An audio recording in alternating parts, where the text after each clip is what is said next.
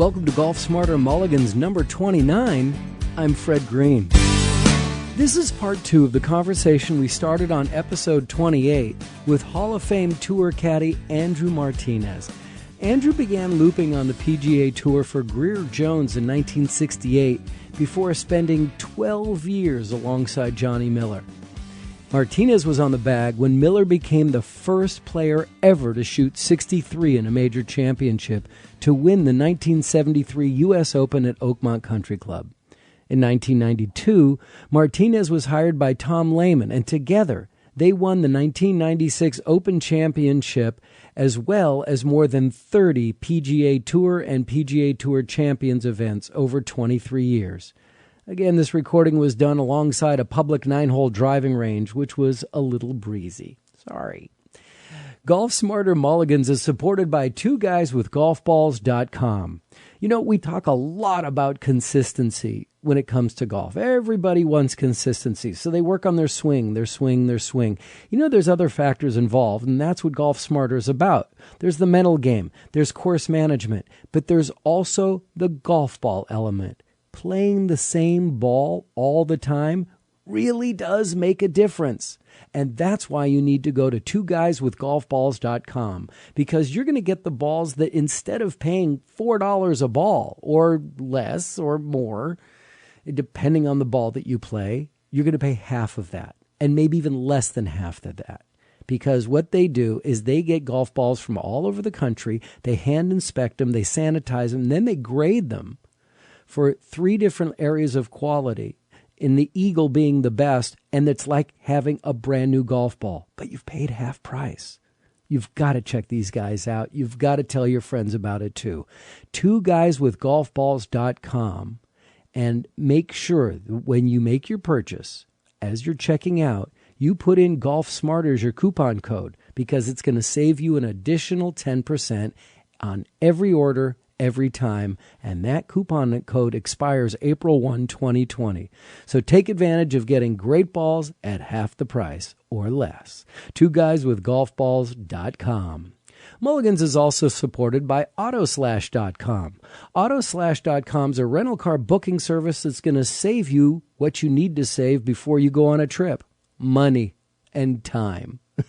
So when you're booking your car for your next vacation or business trip, don't just click on I've rented it and I got to move on to the next thing. Go to autoslash.com on your browser, fill out the information about yourself, give them all your coupon codes from your memberships and your airlines memberships. And the thing about car rentals is that the price fluctuates all the time. So most users save an average of 30%, and you can save even more than that. So go to autoslash.com, because it's not going to cost you anything additional. It's not a membership. There's no fees involved.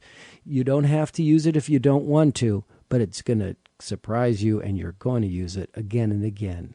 Bookmark it now on your browser and use it for your next car rental and get the best rate possible from the completely free autoslash.com. How do you start with something like that? I mean, do you start out as a caddy at a country club growing up? I never really how did you caddied much at a country club. And a long story short, I played all the other sports at an early age. Golf was about my last sport, practically.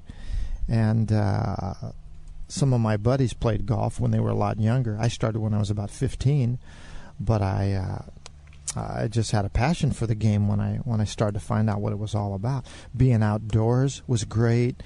The trees, the natural surroundings, the peacefulness, listening to the birds sing and all that, looking at the different golf holes. Every basketball court looks exactly the same. That's true. Most tennis courts look the same, too. Exactly. Although I'm big time into tennis, and thank you, Jared, for hooking us up, because you knew Jared through the golf course. The tennis course. Yeah, but I achieved a degree of proficiency in a fairly short period of time, and I won this junior club championship in Southern California, and the pro there was a really, really good guy and a pretty good player. He was probably in his mid-30s then, and he was still playing some tournaments locally in Southern California, and he asked me to caddy for him. in some of these tournaments. So that to me was like the greatest thing ever.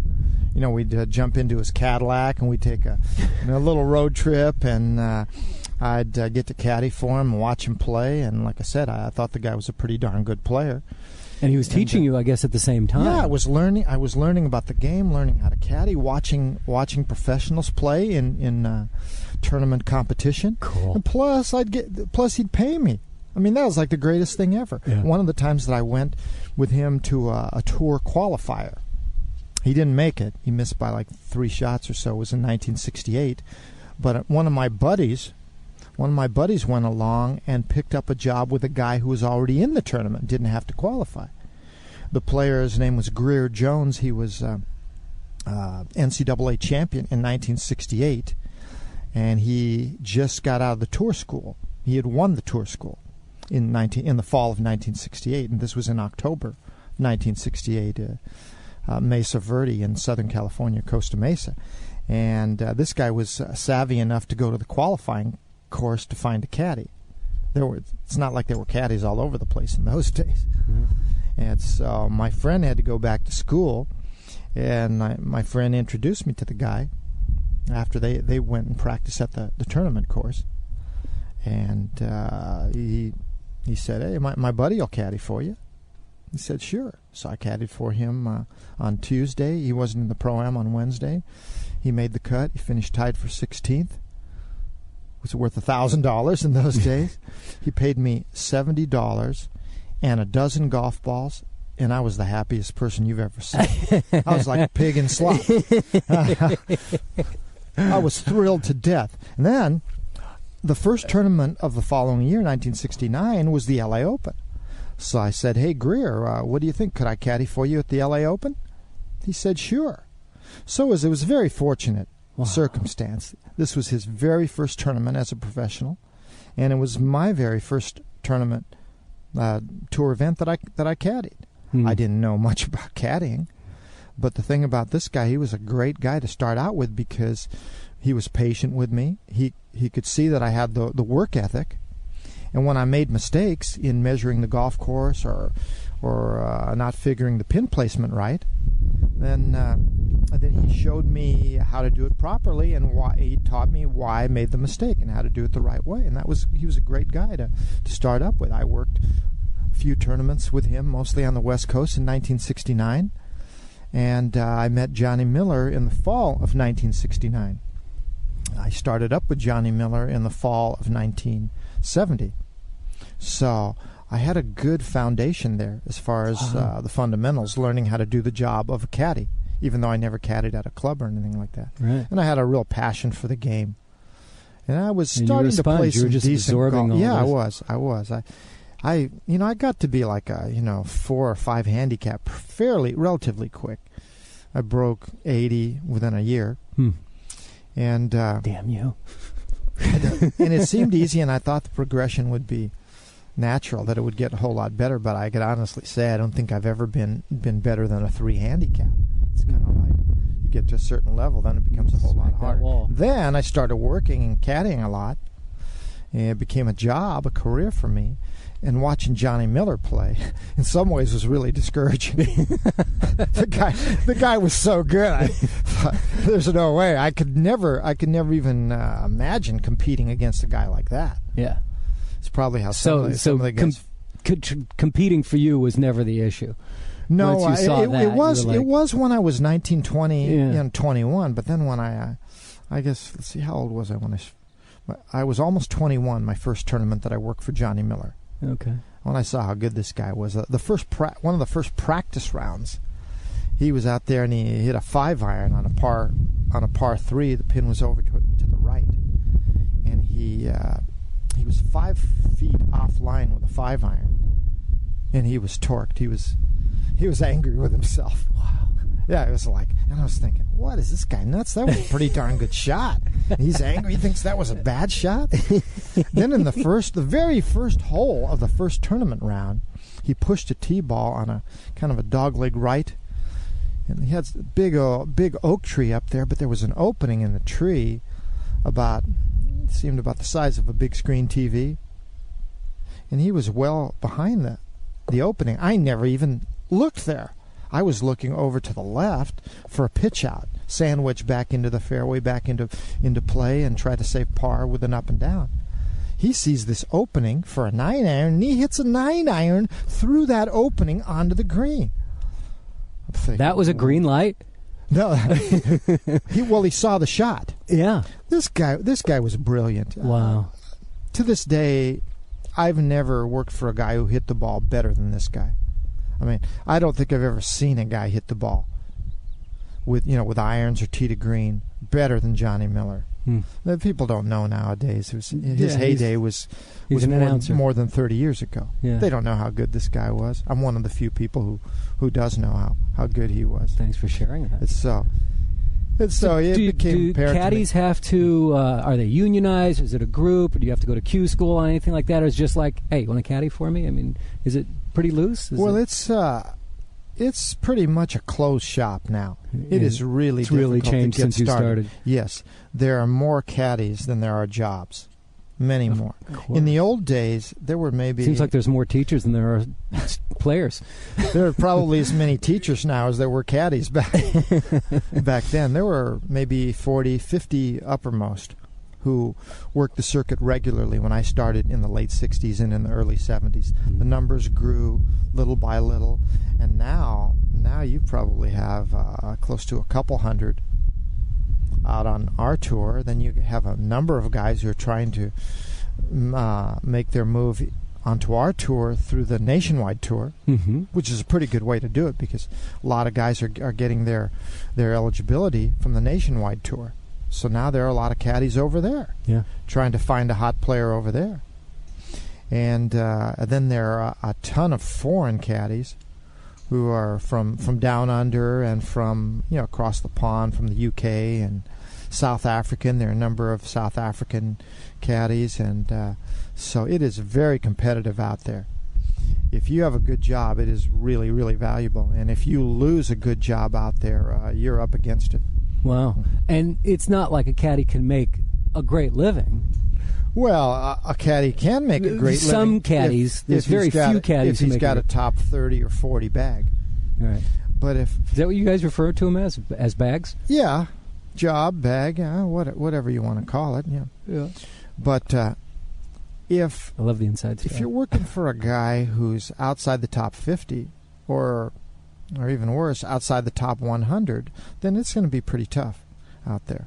I mean, you always have that hope of making a big score, and that's the carrot that's dangled before these guys that really gets them to hang in there. Because sometimes a guy will be out there and it seems like he'll be down on his luck and nothing's happening for him, and he'll just hang in there and sometimes not even get jobs, and then all of a sudden he'll get a break somewhere.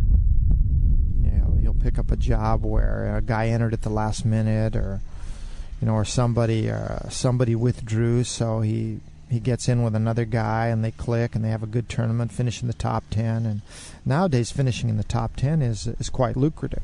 Yeah. I mean, my guy finished tied for 23rd last week, and he earned $80,000.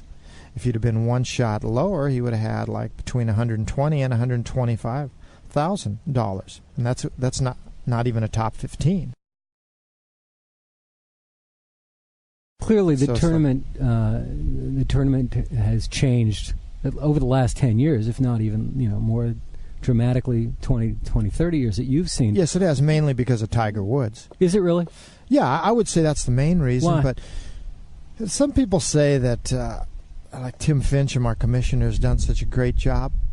But I think who couldn't do a great job with what he has to work with, what he has to promote.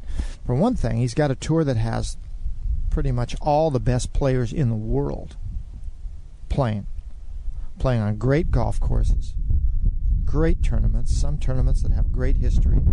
He's got the whole history of the game that precedes us, which is pretty amazing if you know much about golf history, tournament history. And then he's got perhaps the most brilliant man in sports right now. The most dynamic, charismatic, exciting player to watch. Who could not promote Tiger Woods? Tiger Woods is leading the charge for us. And I think all the caddies know that. I think all the caddies feel pretty good about who Tiger Woods is, because they know that he's made the situation more lucrative for all of us. As far as the competition, there are a lot of guys that I'm sure they wish Tiger would take a hike. but then again, there's a guy it's great for the sport. It is, and he's the king of the hill, unquestionably. He's chasing history, and I still wouldn't give him the nod as the greatest player ever. I still would give that to Jack Nicklaus. But Tiger is right on his heels, and will he be when his career is over and we're looking back? Will he be the greatest player? If I had to give a yes or no answer, I might have to say yes. Although I'd have to qualify that also. Yeah, right. If you're allowed more of an answer, I'm not going to stop the recording here. No, because I was watching the Masters. I didn't watch that much of the Masters this year. We didn't qualify. We didn't play in it for one of the first times in a while. But I was watching some of the final round, and I saw some of the bad shots that Tiger hit. And I know it's a tough golf course and this, that, and the other.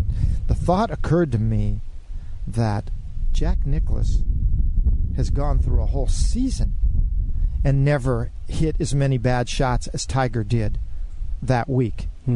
Although I had inside information, because my best friend amongst the caddies, Pete Bender is his name. He's working for Aaron Baddeley right now. He and I have been out about the same amount of time, and we're really more like brothers than we are friends. He works for Aaron Baddeley, and Aaron was paired with Tiger the first 2 days, and he told me that Tiger wasn't playing worth a hoot. He was hitting it all over the place and this and that, and he even had a thought on the back nine on Friday that if Tiger didn't get it together, he might even miss the cut.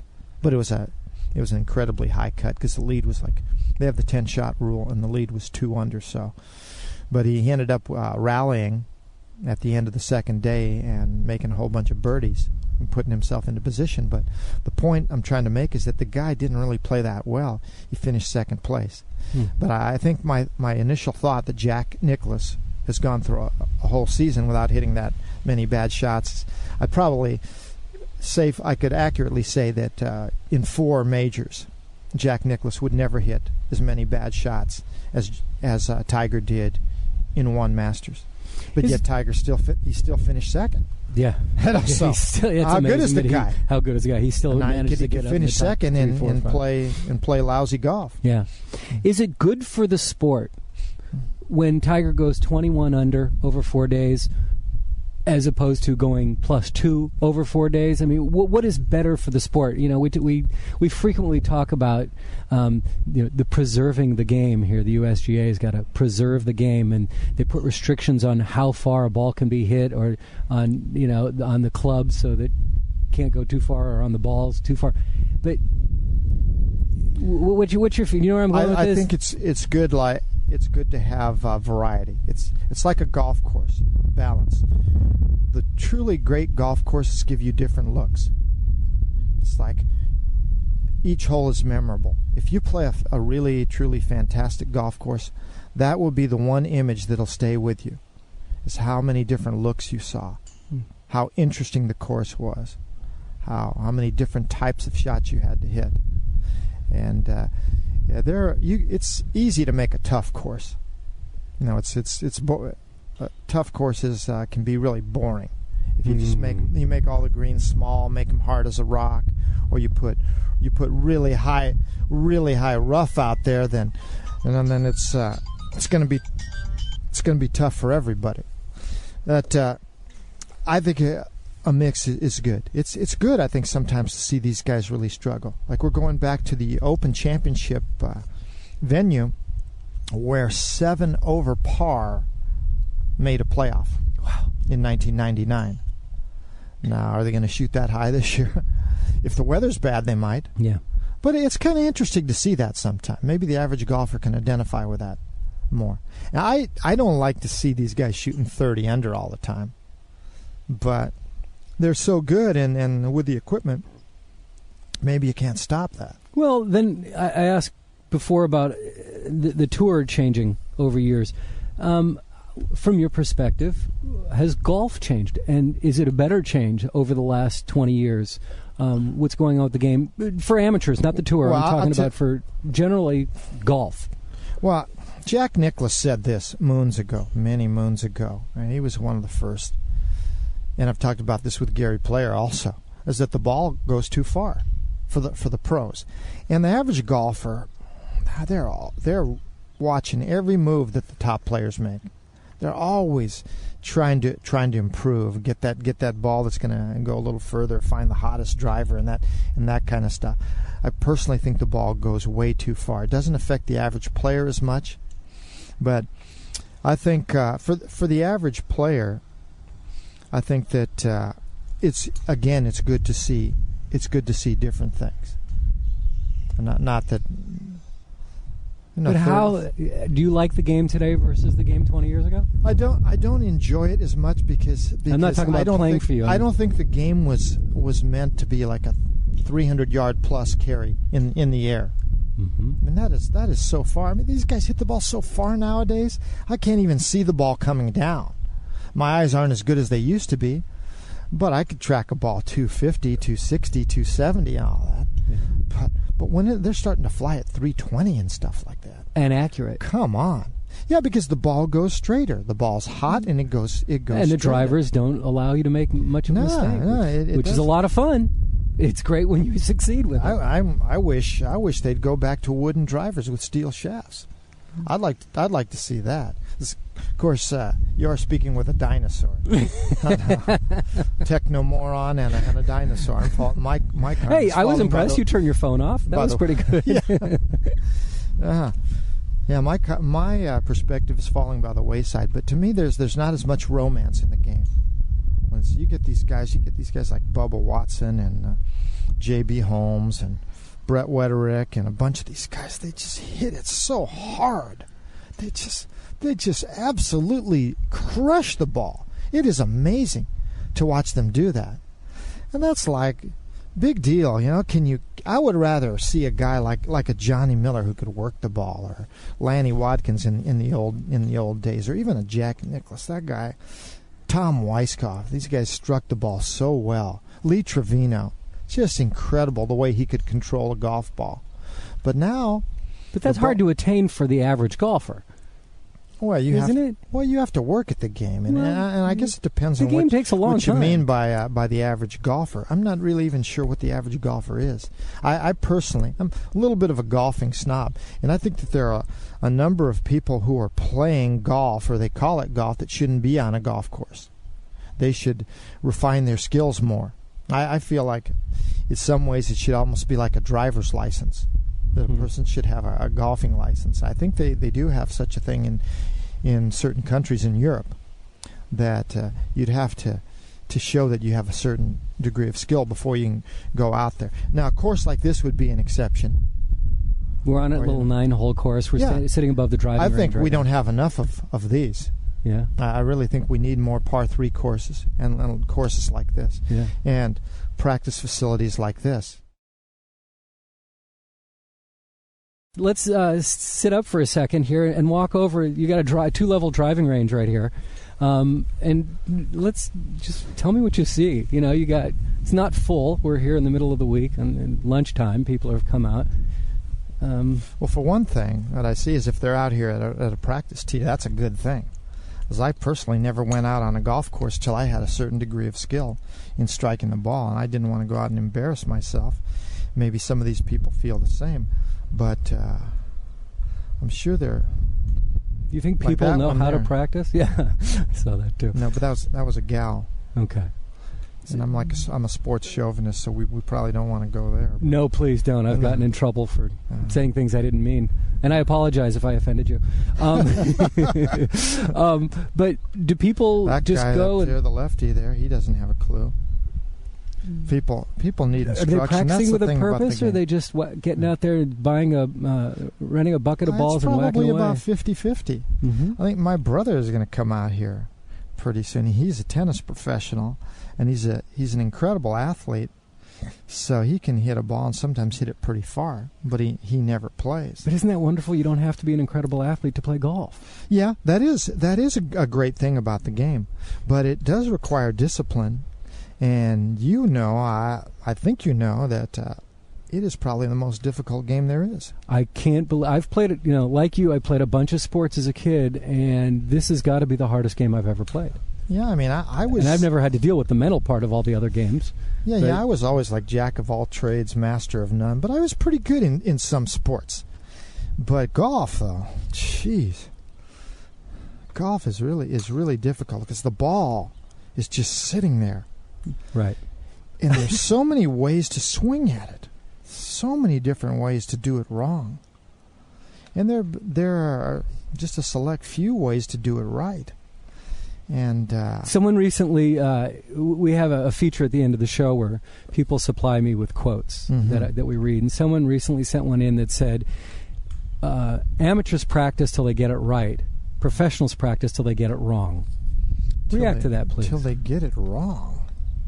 Does that mean anything to you? Ooh, that doesn't make any sense to me. Till they get it wrong. I think it's the other way around. The pros know what they're practicing. They know what they're trying to do, and oftentimes they're not going to quit until they've achieved that goal of finding the feel and finding the rhythm for the swing, so that they're getting the shot pattern, the flight, the ball flight that they want, that they're after. Now, an amateur practices, and they practice until they get a certain degree of making solid contact, but most of them don't really know what they're doing. Right. It's just I hit that one well. Okay, let's get the next club back. They've found a feel. They've found a certain feel or a little bit of rhythm or something, and so they're able to hit it. But oftentimes, they can't take it out to the golf course. Right. They think, okay, that was a good warm up. I'm ready to go out in the range. Yeah. They don't know what they were doing right. That's right. Interesting. And then they hit a couple of errant shots, and the next thing you know, their whole equation is it's out the window. It's a very difficult game. This guy in the top right. Let's little commentary and play-by-play on this guy here. Oh, he's got the look. He looks the part for sure. He does. He's got the look. He looks the part. He looks very strong physically. But let's see here. I don't even know what club he's got out. Looks like mid-iron or something. Mm-hmm. Oh, I know what he's working on. He's working on that new story that they had in Golf Digest about the guys dipping the shoulder at the ball and the left knee, the whisperers, those guys that are working with a lot of players. That's what he's doing. He's read something, so he thinks that maybe this is the secret there. He's going after it. Are there too many authorities trying to teach golf? Is there too much information that we get? Well, I think some of the best information is probably visual information. There aren't that many people who are really that gifted at imparting what needs to be learned without the help of some visuals. I think that's one part of the modern game that's helped people a whole lot, is that they could see their swings on tape and learn about it. I've always made this comment about all the swing coaches, and that if they ever had a big convention down in the Bahamas, and all the greatest swing coaches in the world went down there, and they all came back, and their plane went down over the Bermuda Triangle, the pros would still shoot under par. It's kind of, I think in some cases it's guilt by association. Yeah. There are exceptions. And I think quite highly of Butch Harmon. I think he's about the tops. A guy like Johnny Miller, he could help. He doesn't do much of that, but he could help anybody improve their game.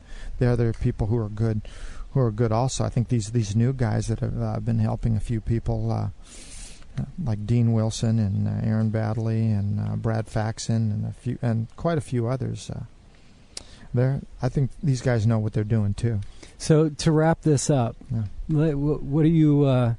Let's get your vision of the future of golf.